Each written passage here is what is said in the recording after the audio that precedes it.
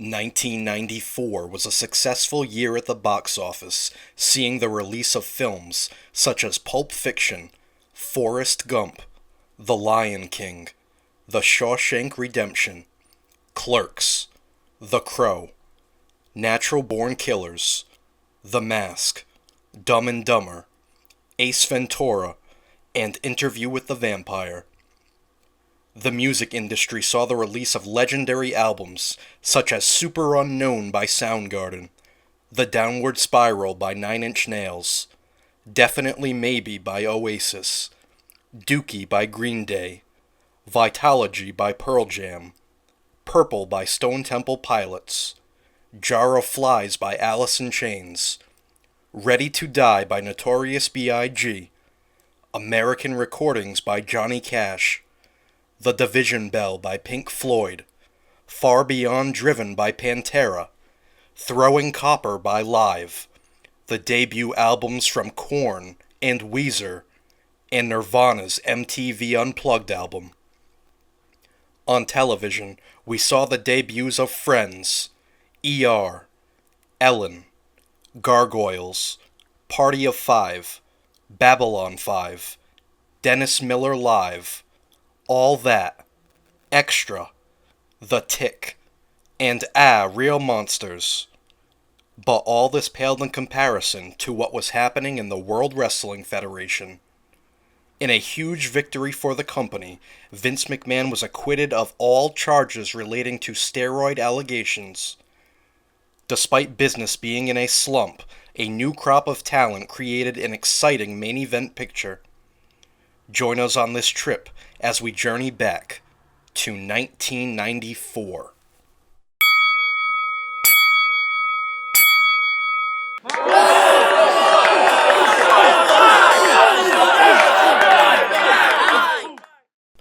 The year began with the announcement that WWF champion Yokozuna would defend his title against The Undertaker at the Royal Rumble in a casket match.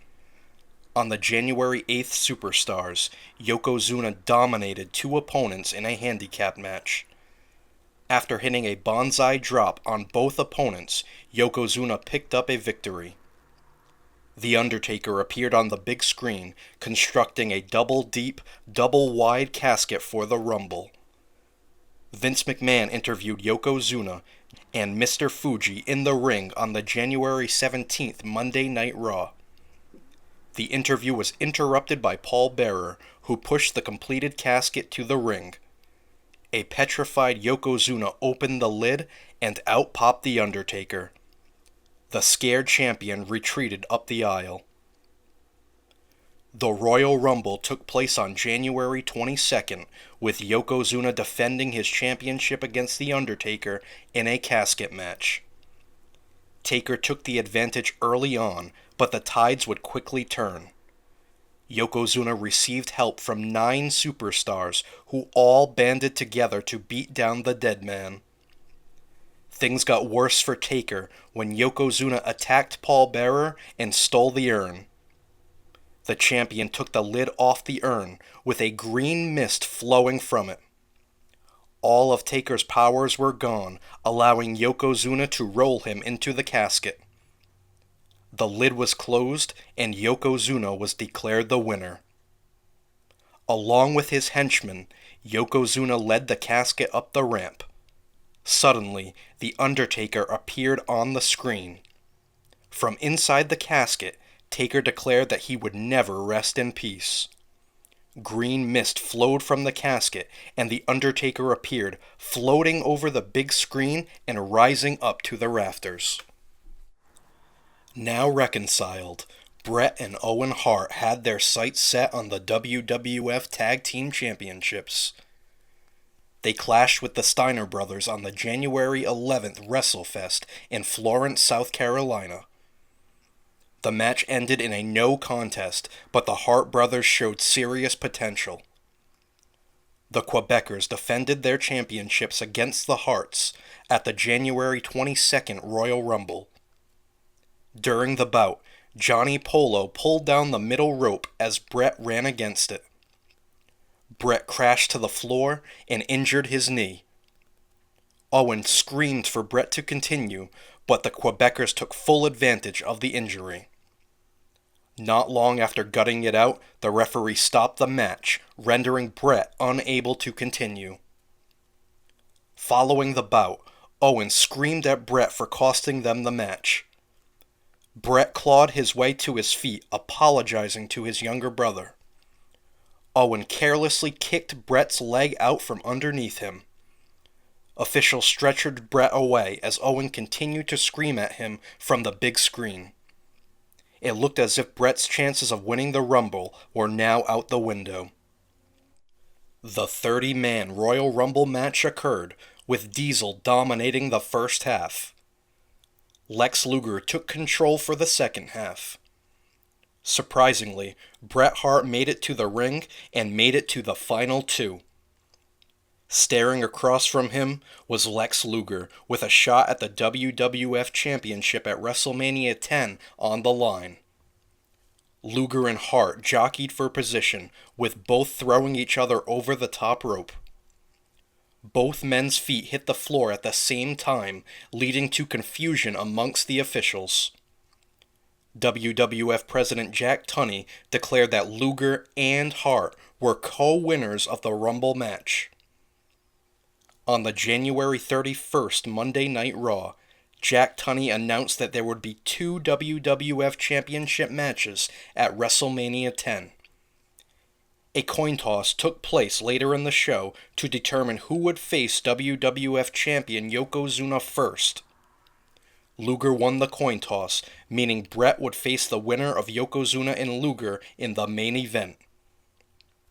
This also meant that Bret would be forced to face Owen Hart in the opening match at WrestleMania X. Owen delivered an excellent promo on the January 30th All-American Wrestling, with Bret delivering a rebuttal the following week. The two also delivered excellent promos on the March 13th March to WrestleMania. Later that show, Bret faced Crush. Owen interfered, dragging an unconscious Crush on top of Bret. Crush scored the win as Owen laughed his way backstage. The March 20th WrestleMania X emanated from Madison Square Garden. Bret and Owen competed in the opening match, having an instant classic. It was a back-and-forth technical masterpiece, with the two brothers beating the tar out of each other. In the end, Owen had Bret on his shoulders in an electric chair. Owen rolled Bret in a victory roll to score the upset victory. Owen gloated all the way to the back as Bret accepted the loss and prepared for his main event bout. WWF Champion Yokozuna defended his title against Lex Luger in the first championship match of the evening. A special guest referee was assigned for this bout, Mr. Perfect. Accompanying the champion was Mr. Fuji and Jim Cornette, who repeatedly got involved in the bout. Luger reached his boiling point and struck Cornette before zeroing in on Yokozuna. Perfect called for the bell, disqualifying Luger for putting his hands on a manager. Backstage, Luger confronted Perfect, leading to a pull-apart argument. The main event of WrestleMania X was a rematch from the previous year. This time, Yokozuna entered the match as WWF Champion, defending against Bret Hitman Hart. The special guest referee assigned for this bout was Rowdy Roddy Piper. The champion dominated the majority of the bout. All hope looked lost as Yokozuna climbed the ropes for the Banzai Drop. One slight slip, and Yokozuna crashed to the mat. Hart quickly covered the champion and got the 3 count. Bret Hart became a 2-time WWF champion.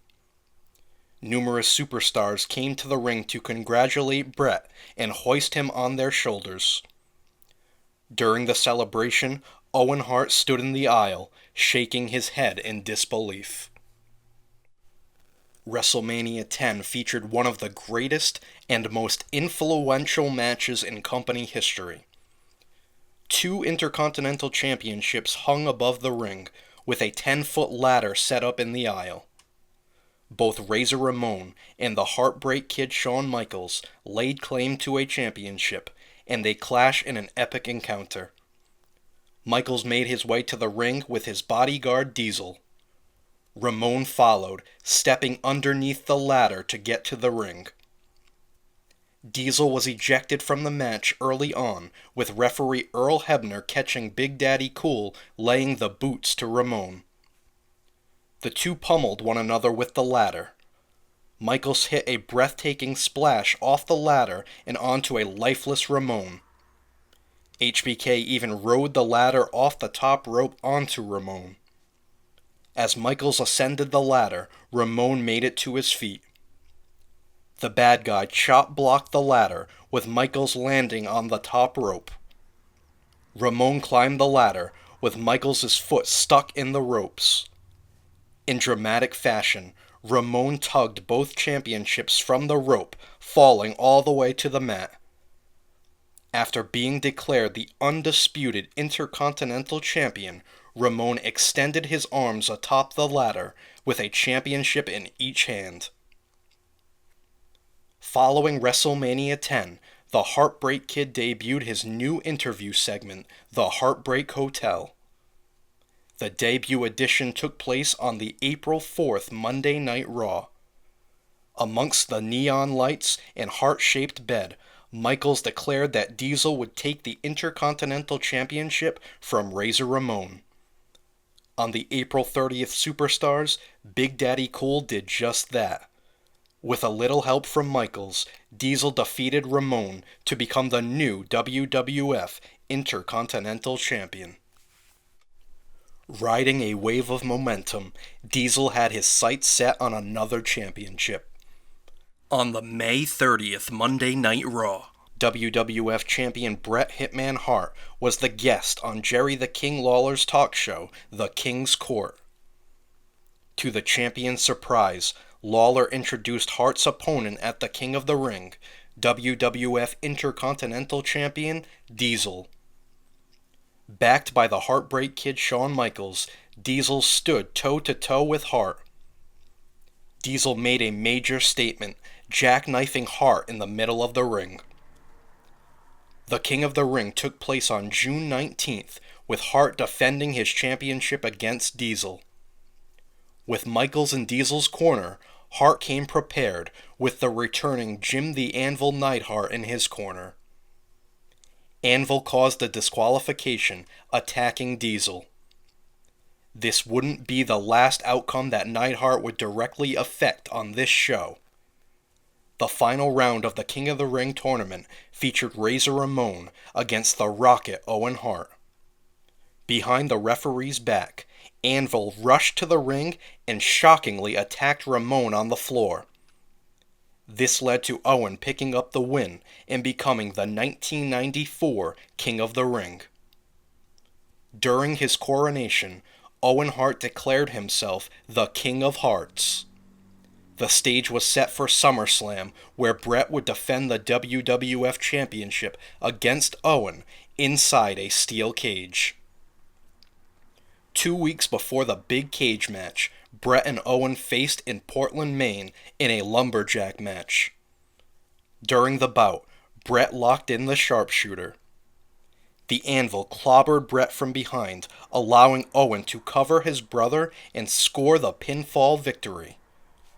Owen Hart was declared the new WWF Champion. That was until a second referee rushed to the ring to inform the initial official of the interference. The bout was restarted, with Bret quickly rolling up Owen for the victory. Owen and the Anvil were guests on the King's Court on the August 8th Monday Night Raw. During the interview, Owen claimed that the family was on his side and agreed that Bret is a loser. Older brother Bruce Hart was introduced, refuting Owen's claims.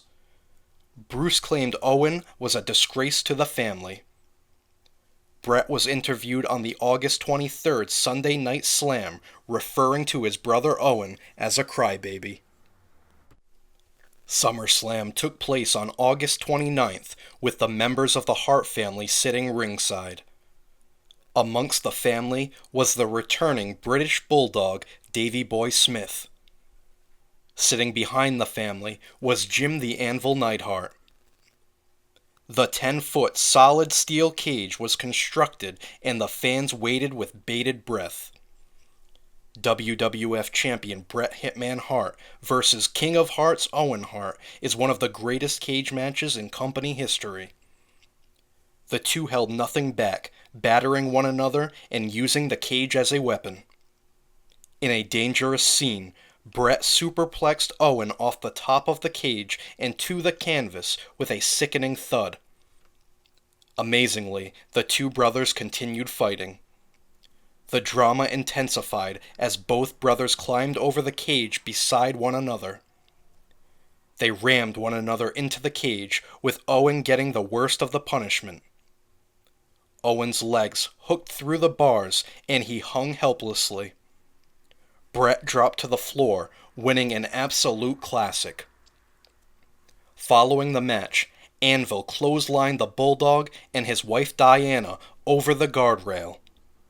The Anvil helped Owen to his feet and then set his sights on Bret. As they locked Bret inside the cage with them, Hart family members jumped the guardrail and scaled the bars. Owen and the Anvil quickly climbed over the other side and retreated to the back. The bitter feud between Bret and Owen raged on. On October 23rd, Bret defended the WWF Championship against Owen on the debut of the Action Zone. The British Bulldog Davey Boy Smith and Jim the Anvil Neidhart got involved, further adding tension within the family. In the end, Bulldog shoved Owen off the top rope, allowing Bret to cover him for the victory. We'd see a big tag team match on the November 7th Monday Night Raw. Bret teamed with the British Bulldog to defeat Owen and Jim the Anvil Neidhart. Macho Man Randy Savage made his final WrestleMania appearance this year, facing Crush in what was dubbed as a 60-second match. There were no disqualifications and pinfalls could occur anywhere in the building. Once pinned, the superstar would have 60 seconds to get back into fighting position. The match was all-out mayhem, spending more time in the aisle than in the ring. They brawled backstage, with Savage scoring a pinfall on Crush. Savage tied a cable around Crush's ankle and hung him upside down. The 60 seconds expired, and Savage was declared the winner. Savage made his way back to the ring to deliver a big "oh yeah."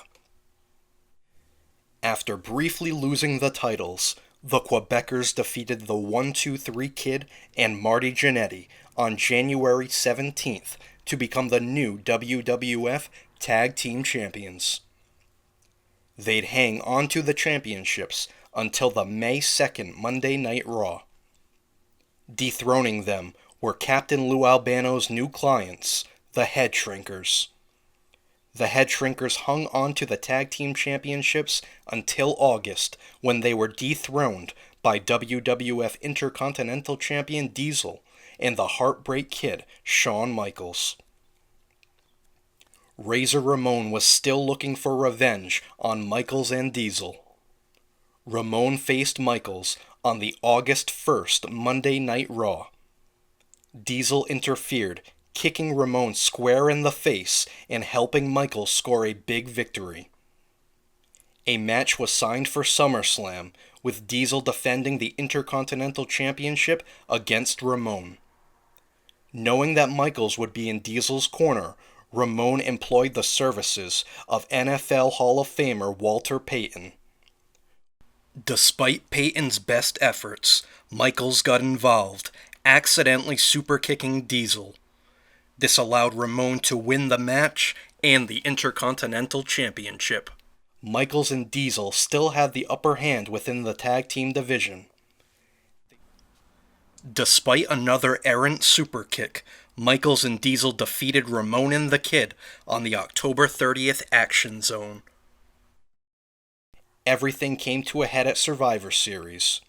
Razor Ramon led his team, the Bad Guys, against the Teamsters, captained by tag team champions Shawn Michaels and Diesel. Ramon's entire team was eliminated, making it 5-on-1. Michaels barked for Diesel to hold Ramon up.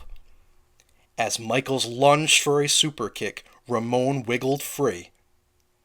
Diesel ate sweet chin music, infuriating the 7-foot monster. Diesel stalked Michaels up the aisle, with the referee counting out the entire team of the Teamsters. Ramon was declared the sole survivor as Michaels raced to his car and fled from the arena. On the June 27th Monday Night Raw, Million Dollar Man Ted DiBiase announced that he'd purchased the contract of Bam Bam Bigelow. DiBiase went on to make the bold claim that he'd be purchasing the contract of Lex Luger next.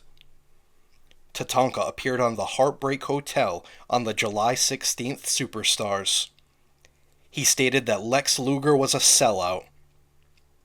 The following week, the Heartbreak Kid Shawn Michaels invited Luger, DiBiase, and Tatanka to discuss this issue on the Heartbreak Hotel. Luger claimed that he hadn't sold out, and he was still friends with Tatanka. After Luger left, Tatanka claimed that Luger was a liar. DiBiase reiterated that Luger is in the $1 Million Corporation. Tatanka defeated Nikolai Volkov to win $10,000 of DiBiase's money on the July 25th Monday Night Raw. Following the bout, Tatanka claimed that he could beat Luger anytime, anywhere. Luger immediately came to the ring and accepted the challenge, with a match scheduled for SummerSlam. Tatanka teamed with Doink on the August 8th Monday Night Raw. Their opponents were $1 Million Corporation members IRS and Bam Bam Bigelow. Lex Luger ran to the ring to aid Tatanka after a beatdown. To the surprise of Luger, DiBiase handed him a wad of cash. As Luger questioned DiBiase, Tatanka caught a glimpse of the payoff. An irate Tatanka screamed at Luger, who unsuccessfully attempted to explain himself. Later in the show, Luger barged into the $1 Million Corporation's locker room, only to find Nikolai Volkov.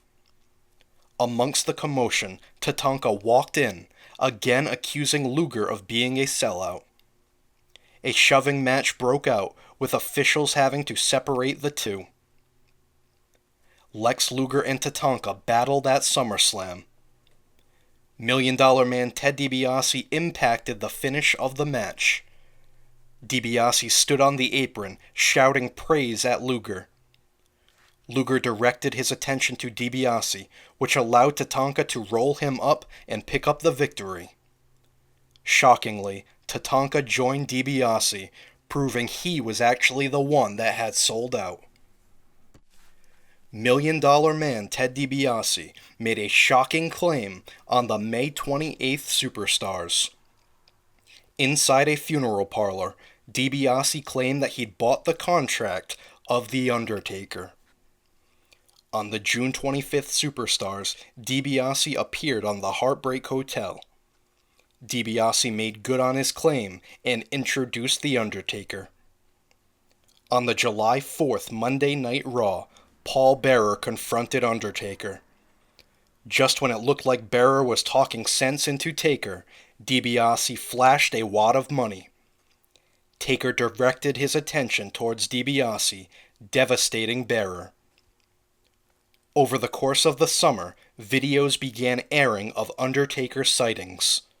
From a sandwich shop to a playground and even a jewelry store, it seemed like Undertaker was showing up everywhere. Super sleuth and actor of The Naked Gun, Leslie Nielsen, attempted to crack the case but added no real headway in the search.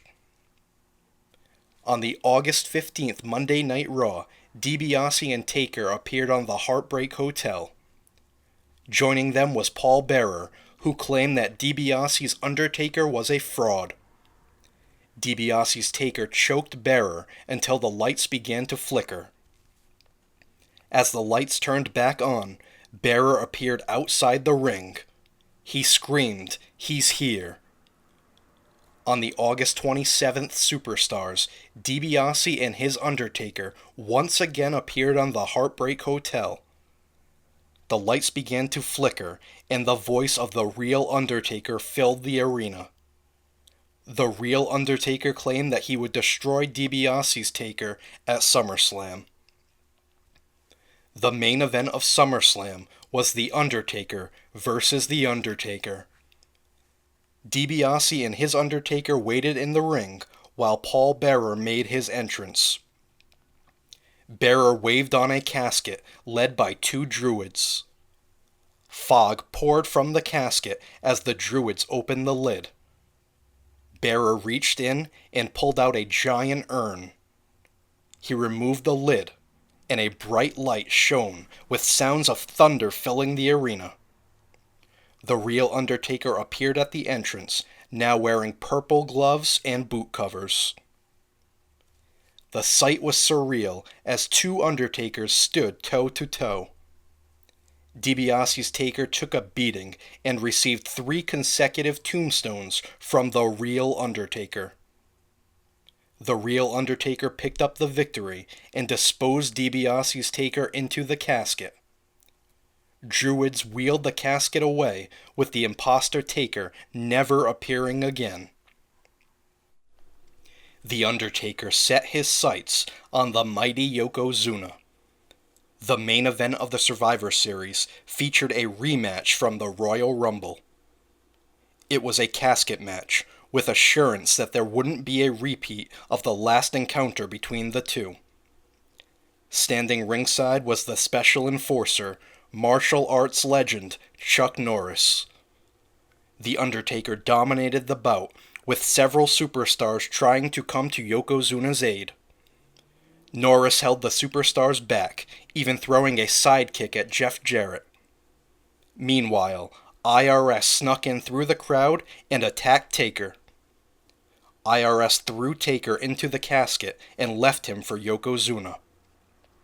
As Yokozuna went to close the lid, Taker awoke and grabbed him by the throat.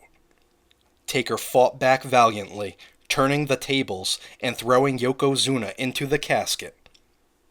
Undertaker shut the lid to end the match and the feud.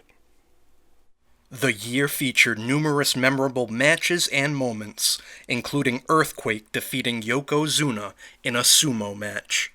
Arriving in the spring, straight off the garbage truck, was Duke the Dumpster Droese. Droese came to the ring with a trash can, usually still filled with trash. Nikolai Volkov appeared on the King's Court on the April 25th Monday Night Raw. The story was that Volkov had lost all his money in the stock market and needed to return to the WWF to support his family.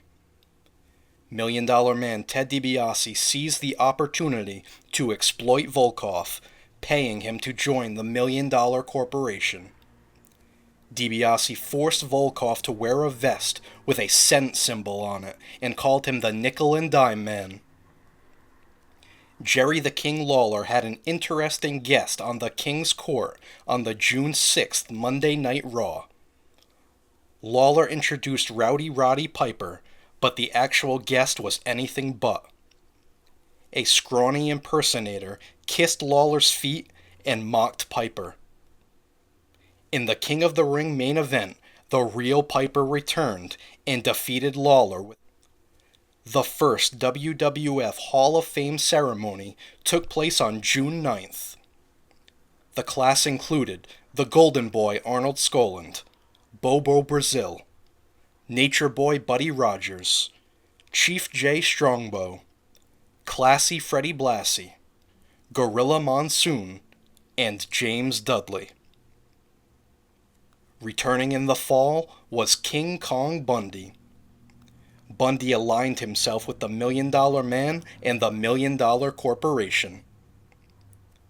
The July 11th Monday Night Raw featured an excellent match between WWF Champion Bret Hitman Hart and the 1-2-3 Kid. Hart emerged victorious, but the Kid became a star. WWF Women's Champion Alundra Blaze successfully defended her title against Bull Nakano at SummerSlam in a great match. Nakano would receive a rematch in the Tokyo Dome on November 20th, defeating Blaze to become the new WWF Women's Champion. The November 14th Monday Night Raw featured the debut of the Portuguese man-o'-war Aldo Montoya. His gear featured the colors of the Portuguese flag, and he donned a yellow mask on his face. The Survivor Series featured one of the most unique matches in company history.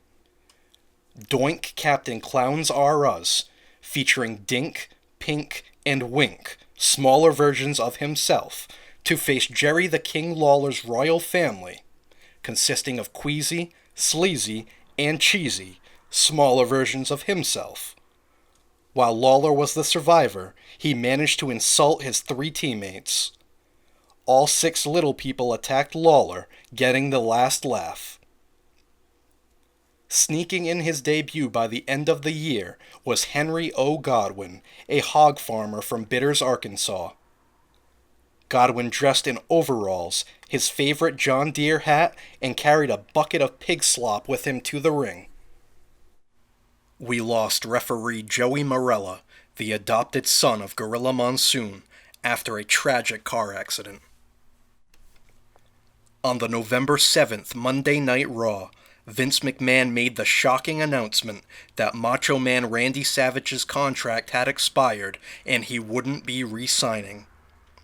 McMahon thanked Savage for the memories and wished him the best of luck in his future endeavors. In an attempt to make his comeback a success, Bob Backlund challenged WWF Champion Bret Hitman Hart. The bout took place on the July 30th Superstars, with Hart winning cleanly. Following the bout, Backlund snapped, locking Hart in the cross-face chicken wing. A slew of officials rushed to the ring to pry Backlund off a defenseless Hart. Backlund proceeded to stare at his own hands in disbelief. Backlund explained himself on the September 1st Monday Night Raw. Appearing on the King's Court, Backlund claimed that he was disappointed by how much the fans have changed. Not only did Backlund claim that he never gave up against Hart, but he also claimed that he never gave up against the Iron Sheik in 1983. Vince McMahon interviewed Backlund on the September 19th Monday Night Raw. Backlund stated that he hates today's society. He went on to praise his cross-faced chicken wing, claiming it to be unbreakable. Backlund went on to say that if anybody could break the hold, he'd retire. As a demonstration, Backlund called WWF magazine writer Lou Gianfredo into the ring. Backlund applied the hold with ferocity, shaking Lou around violently. Macho Man Randy Savage stormed from the announce table to save Gianfredo. Meanwhile, Backlund stared at his own hands in disbelief. Backlund went on to proclaim himself as Mr. Bob Backlund. Backlund appeared on the Heartbreak Hotel on the October 8th Superstars. His purpose was to challenge Hart to a rematch at the Survivor Series. The following week on Superstars, Backlund confronted his former manager Arnold Skaaland. Backlund chastised Skaaland for throwing the towel in back in 1983 and ending his legendary title reign. Despite Skaaland's apologies, Backlund showed no mercy and applied the cross-face chicken wing. Backlund defeated the 1-2-3 Kid on the November 14th Monday Night Raw with a cross-face chicken wing. Backlund refused to break the hold, which brought out WWF champion Bret the Hitman Hart. Officials filled the ring and separated Hart and Backlund. Backlund broke free and applied the cross-face chicken wing onto Hart, but only for a split second. Over the microphone, Backlund claimed that was only a preview of what was going to happen at the Survivor Series. Hart raced up the aisle and applied the sharpshooter onto Backlund, breaking after only a few seconds. Hart grabbed the microphone and said that Backlund will be history after the Survivor Series. It was announced that the Hart-Backlund rematch at Survivor Series would be a submission match. Each competitor chose a corner man who'd be the keeper of a towel. Once the corner man deemed that their superstar had enough, they throw in the towel to end the match. Backlund chose the King of Hearts, Owen Hart, while Bret chose the British Bulldog, Davey Boy Smith. Both Owen and the Bulldog appeared on the King's Court on the November 14th Monday Night Raw. Owen carried the actual towel that Skolin threw in to end Backlund's title reign. Bulldog carried a custom pink and black towel for Bret. Each man vowed not to throw in their towels. The Survivor Series took place on November 23rd, with Bret Hitman Hart defending the WWF Championship against Mr. Bob Backlund in a submission match.